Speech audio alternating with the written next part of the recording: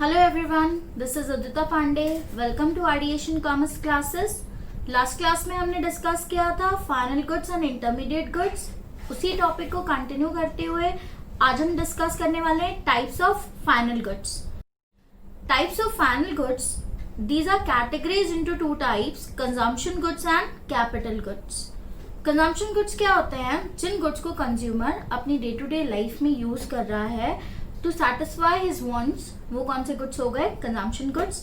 आपको यहाँ दिख रहा है ये सारे गुड्स, कॉफी, टी, चिप्स, ये सारे गुड्स कौन से हो गए? कंज्यूमर जिनको यूज कर रहा है, कंजम्पशन गुड्स हो गए. उसके बाद machines, goods which are use to make other goods are called capital goods. For example machines जिनसे दूसरे गुड्स बन रहे हैं वो कौन से गुड्स हो गए? कैपिटल गुड्स हो गए. अब हम जरा कंजम्पशन गुड्स को अच्छी तरीके से देख लेते हैं. कंजम्पशन गुड्स की डेफिनेशन क्या है? These are those goods which satisfy wants of consumer directly. Directly consumer की वांट्स को क्या कर लेते हैं? सेटिस्फाई कर लेते हैं. Example bread, furniture, mobile phones etcetera. Now consumer goods are categorised into different categories. Consumer goods के अलग अलग कैटेगरीज होती है क्योंकि कंज्यूमर के नीड के अकॉर्डिंग कंज्यूमर उनको यूज कर रहा है. तो कैटेगरीज में जो पहली कैटेगरी है वो है durable goods. These are those goods which can be used again and again. बार बार हम उनको यूज कर सकते हैं. कार, फर्नीचर बार बार हम यूज कर सकते हैं and they are there for longer period of time. बहुत जल्दी ही वो एग्जॉस्ट नहीं होने वाले हैं. काफी लॉन्गर पीरियड ऑफ टाइम तक ये गुड्स कंज्यूमर के लिए यूज आएंगे. Then semi-durable goods. Semi-durable goods which can be used for limited period of time. They are exhaustible after a certain period of time. For example, crockery. Crockery you cannot say कि भाई longer period of time तक consumer इसको use कर सकता है. At a certain point of time वो exhaustible हो जाएगी. तो ये कौन से goods हो गए? Semi-durable goods. Non-durable goods also known as perishable goods which are used in a single act of time. Bread, milk, curd. Single act of time. Perishable goods हैं. Vegetables they cannot be stored for a longer period of time. तो ये कौन से goods हो गए? Non-durable goods. And services. Services क्या हो गए? Non-material goods which satisfy wants directly.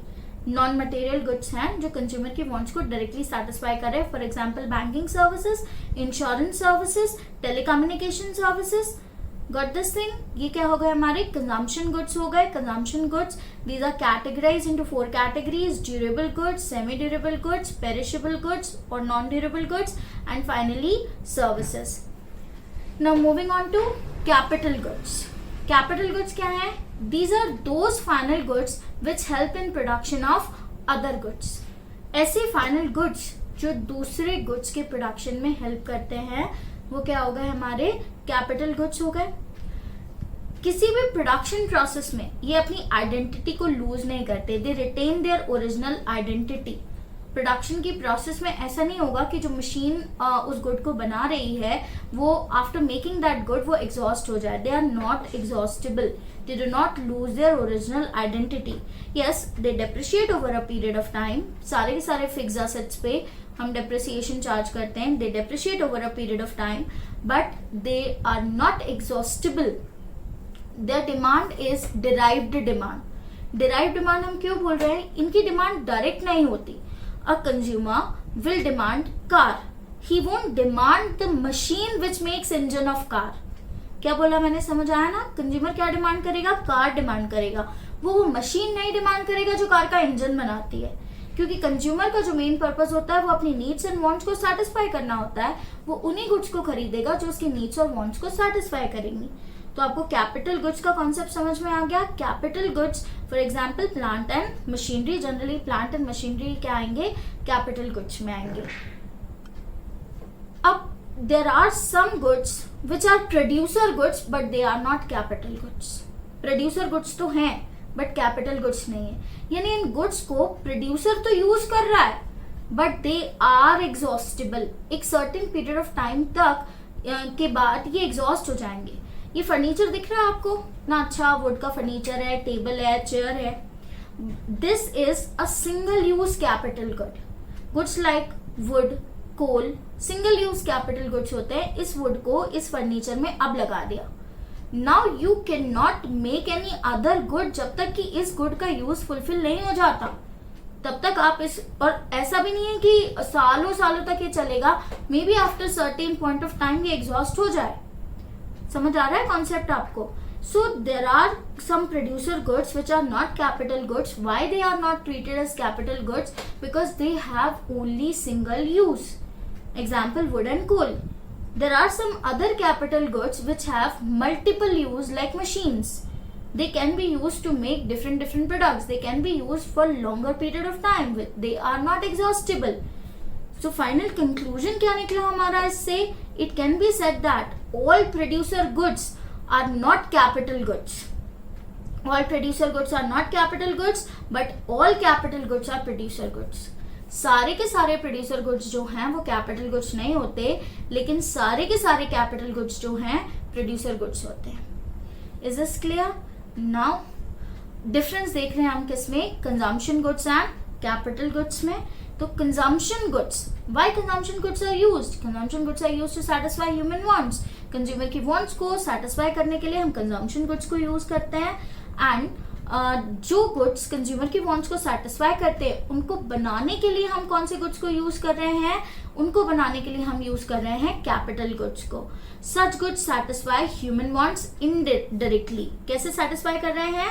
Indirectly satisfy कर रहे हैं. So they have derived demand. Their demand is derived from consumption goods. Capital goods की जो डिमांड है वो कहाँ से डिराइव हो रही है? कंजम्पशन गुड्स से डिराइव हो रही है. Then production capacity. Consumer goods do not have any production capacity. Why? Because they are used as it is. उन्हें कंज्यूमर खरीद इसलिए रहा है क्योंकि उसे एज इट इज यूज करना है उनको. Is this clear? Then capital goods they help in raising production capacity. Capital goods हमारी इकोनॉमी में प्रोडक्शन के मैग्नीट्यूड को एक्सपैंड करते हैं. किसी भी इकोनॉमी में जितने ज्यादा कैपिटल गुड्स प्रोड्यूस होंगे उतना ज्यादा प्रोडक्शन का मैग्नीट्यूड एक्सपैंड होगा. So capital goods helps in raising production capacity. Consumption goods की एक्सपेक्टेड लाइफ कैसी होती है? Consumption goods except durable goods they have very limited life expectancy. Perishable goods की तो लाइफ एक्सपेक्टेंसी होती ही नहीं है. They are perishable in nature. Vegetables, milk बहुत जल्दी क्या हो जाएंगे? खराब हो जाएंगे. You can not store them for a longer period of time. Capital goods generally have an expected life of more than a year. Generally machines की जब हम बात करते हैं तो वो तो बहुत ज़्यादा टाइम तक 10-10 साल तक मशीन्स अच्छी रहती हैं. इसके अलावा हमारे पास फर्नीचर भी है, तो जनरली 1 ईयर का टाइम तो एक्सपैंड हो ही जाता है कैपिटल गुड्स में. Is this clear? I hope इसमें किसी को कोई डाउट नहीं है. अब हम आगे देखते हैं. अगर हमें क्लासिफिकेशन करना है कि कोई गुड कैपिटल गुड है या कंजम्पशन गुड है. For example, car. How would you classify car as a capital good or consumer good? जब आपके सामने ये क्वेश्चन आएगा तो आप सोचोगे कि भाई कार तो कैपिटल गुड ही होगा. कार तो कैपिटल गुड ही होगा क्योंकि ये लॉन्गर पीरियड ऑफ टाइम तक रह रहा है, लाइफ एक्सपेक्टेंसी ज्यादा है. बट जब हम सारे पॉइंट्स को कंसिडर करेंगे तो हमें ये लगेगा कि नहीं, we can not say car as a capital good. Even we can not say car as a consumer good और कंजम्पशन गुड ऑल्सो. यहाँ पर भी कॉन्सेप्ट वही आ गया जो हमने 3rd लेक्चर में पढ़ा था. It depends on the use of the good. Whether a good is a capital good और a consumer good, it depends upon the end use of the good. Capital goods अभी हमने देखा. Capital good, a capital good is any good use to help increase further production. Consumer goods are any goods use by consumer and have no further productive use. तो जब हम देखते हैं कि कोई भी गुड कैपिटल या कंज्यूमर गुड कैसे बन रही है तो वो उसके एंड यूज पे डिपेंड कर रहा है. Car purchased by a consumer is a consumer good. If a car purchased by a consumer it is a consumer good. But if a car is purchased by travelling agency then it is a capital good. एक travelling agency अगर car को consume कर रही है, car को purchase कर रही है, और या फिर कोई मैन्युफैक्चरिंग फर्म कार को परचेज कर रही है अपनी डिलीवरी के लिए, तो भी कार क्या होगा? कैपिटल गुड होगा. कॉन्सेप्ट समझ में आ रहा है आपको? यूज क्या है? अगर यूज कंजम्पशन है then only it is a consumer good और कंजम्पशन गुड. अगर यूज फर्दर प्रोडक्शन है या प्रोडक्टिव एक्टिविटी में यूज आने वाली चीज है तो क्या होगी? वो कैपिटल गुड. दूसरा एग्जांपल लिख लेते हैं. Mixer juicer grinder. Mixer juicer grinder हम सबके घर में होता है, हम सबके घर में है, इसलिए हम उसको क्या बोलेंगे? कंजम्पशन गुड बोलेंगे. लेकिन वही मिक्सर जूसर ग्राइंडर एक जूस शॉप ओनर के पास है, तो हम उसे क्या बोलेंगे? कैपिटल गुड बोलेंगे। कॉन्सेप्ट समझ में आ गया आपको? कॉन्सेप्ट जो है वो क्या कह रहा है, you can not classify a good as consumer और capital good on the name, by the name itself. It is determined on the basis of end use of the good. इसका भी क्वेश्चन एग्जाम में आ चुका है. Question यही आया था, car वाले ही कॉन्सेप्ट का क्वेश्चन आया था. Whether car is a consumer good और a capital good, identify giving reason. तो पहले क्या होगा, a car can not be determined only as a consumer और capital good until the use of car is determined. तो पहले point में आप क्या लिख दोगे कि you can not determine until the use is defined. फिर आप यूज के बारे में बता दोगे, if car is use by household for consumption purpose then it is a consumption good. If it is used by manufacturing industry, traveling agency, then it is a capital good. दोनों ही goods, consumer good और capital good, they are part of final goods. So both these goods are included in national income as well as domestic income. दोनों ही goods national और domestic income में use होंगे. Is this clear? तो goods का classification हम complete कर चुके हैं. अब हम नेक्स्ट टॉपिक को स्टार्ट कर रहे हैं. नेक्स्ट टॉपिक है हमारा ग्रॉस इन्वेस्टमेंट. ग्रॉस इन्वेस्टमेंट के पहले हम बात कर लेते हैं इन्वेस्टमेंट. इन्वेस्टमेंट क्या होता है? अकाउंट्स में हमने पढ़ाई है. इन्वेस्टमेंट को किसी भी कंट्री में, किसी भी इकोनॉमी में कैपिटल फॉर्मेशन के लिए जो अमाउंट हम यूज करते हैं वो क्या कहलाता है? इन्वेस्टमेंट कहलाता है. डेफिनेशन देख लेते हैं. इन्वेस्टमेंट और capital formation refers to addition to capital stock of an economy. Capital stock, economy का जो कैपिटल स्टॉक है जिसको हम इंक्रीज करने के लिए जो अमाउंट यूज कर रहे हैं वो क्या कहला रहा है? Investment. For example construction of building, purchase of machinery, addition to inventories of good etcetera, ये क्या हो गया? इन्वेस्टमेंट. अब इन्वेस्टमेंट को हमने क्लासिफाई किया है जिसका पहला क्लासिफिकेशन है ग्रॉस इन्वेस्टमेंट. किसी भी इकोनॉमी में जो टोटल कैपिटल स्टॉक होता है, यानी विद इन अ ईयर जितना भी इन्वेस्टमेंट हमने किया होता है in the form of buildings, roads, ये सारा का सारा जो इन्वेस्टमेंट है वो क्या कहलाता है? ग्रॉस इन्वेस्टमेंट कहलाता है. कैपिटल स्टॉक किसी भी इकोनॉमी का, capital stock consist of fixed asset and unsold stock. Whatever it is manufactured during the year, if it is not sold also, it will be included in gross investment. So gross investment is the expenditure on purchase of fixed asset and unsold stock during the accounting year. एक accounting year में fix asset और unsold stock पे जो भी हम expenditure कर रहे हैं वो किसका पार्ट बनता है? ग्रॉस इन्वेस्टमेंट का पार्ट बनता है. अच्छा, ग्रॉस इन्वेस्टमेंट किसी भी इकोनॉमी में कैपिटल फॉर्मेशन को तो शो कर रहा है, but it does not indicate actual change in economy stock. किसी भी इकोनॉमी के स्टॉक या प्रोडक्टिव असेट्स में एक्चुअल चेंज कितना हुआ है ये ग्रॉस इन्वेस्टमेंट नहीं बताता. आई होप ग्रॉस इन्वेस्टमेंट की डेफिनेशन आपको समझ में आ गई हो. अब ये एक्चुअल चेंज का कॉन्सेप्ट कौन बताता है इकोनॉमी में, कि what is the actual change made in countries economy stock. तो ये कौन बताता है हमको? नेट इन्वेस्टमेंट बताता है. नेट इन्वेस्टमेंट क्या है देखते हैं जरा इस चीज को. During the production process some amount of fixed capital is used up. ये हम सबको पता है कि भाई कोई भी प्रोडक्शन प्रोसेस होती है, हम मशीनरी यूज कर रहे हैं, प्लांट यूज कर रहे हैं, तो डिप्रिसिएशन तो चार्ज हो ही रहा है. This loss of fixed capital is known as depreciation, और इसी लॉस को हम क्या बोलते हैं? डिप्रिसिएशन बोलते हैं. जब हम ग्रॉस इन्वेस्टमेंट में से डिप्रिसिएशन को डिडक्ट करते हैं वी गेट नेट इन्वेस्टमेंट. फिर से बोल रही हूँ मैं इस चीज को, ग्रॉस इन्वेस्टमेंट में से किसको डिडक्ट करना है? डिप्रिसिएशन को. तो हमको क्या मिलेगा? Net investment. This concept is very important from national income point of view. Gross में से डिप्रिसिएशन को डिडक्ट करके क्या मिलेगा? नेट इन्वेस्टमेंट मिलेगा.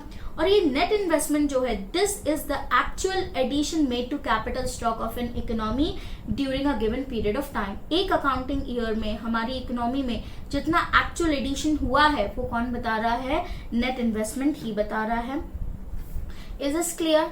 अच्छा, अब डेप्रिसिएशन का कॉन्सेप्ट हमको पता है, हम 11th स्टैंडर्ड से पढ़ते हुए आ रहे हैं. Depreciation, what is depreciation? It refers to fall in the value of asset due to normal wear and tear, passage of time और ऑब्सोलेंस. ये डेप्रिसिएशन हो गया. और हर फिक्स एसेट पे डेप्रिसिएशन चार्ज होता है. But there is another concept जिसको हम क्या बोलते हैं? कैपिटल लॉस बोलते हैं. Capital loss is different from depreciation. किसी भी फिक्स एसेट की वैल्यू में लॉस होता है due to natural calamities, thefts, accidents, तो वो क्या हो जाता है? कैपिटल लॉस हो रहा है. नॉर्मल वियर एंड टियर का मतलब क्या हुआ भाई, साल भर में भी कोई भी अनफोर्सीन सर्कमस्टांस नहीं हुआ और हमारी मशीन पे हमने डेप्रिसिएशन का रेट ऑफ डेप्रिसिएशन चार्ज कर दिया, तो वो तो क्या हो गया, डेप्रिसिएशन हो गया। बट अगर कोई नेचुरल कैलामिटी आ रही है, थेफ्ट हो रहा है, एक्सीडेंट हो रहा है, तो उसकी वजह से जो फिक्स एसेट के ऊपर नेगेटिव इम्पैक्ट पड़ रहा है उसको हम क्या बोलते हैं, कैपिटल स्टॉक बोलते हैं। ठीक है, दो both terms are different, capital stock and depreciation, both terms are different. And while calculating national income we never include capital stock। National income को कैलकुलेट करने के लिए हम कभी भी कैपिटल स्टॉक को इंक्लूड नहीं करते, हम सिर्फ और सिर्फ किसको इंक्लूड करते हैं, डेप्रिसिएशन को इंक्लूड करते हैं। So that's all for today's lecture. I hope आपको ये समझ में आ गया होगा कॉन्सेप्ट। एंड नेक्स्ट क्लास में हम डिस्कस करने वाले हैं national income and related aggregates का कैलकुलेशन।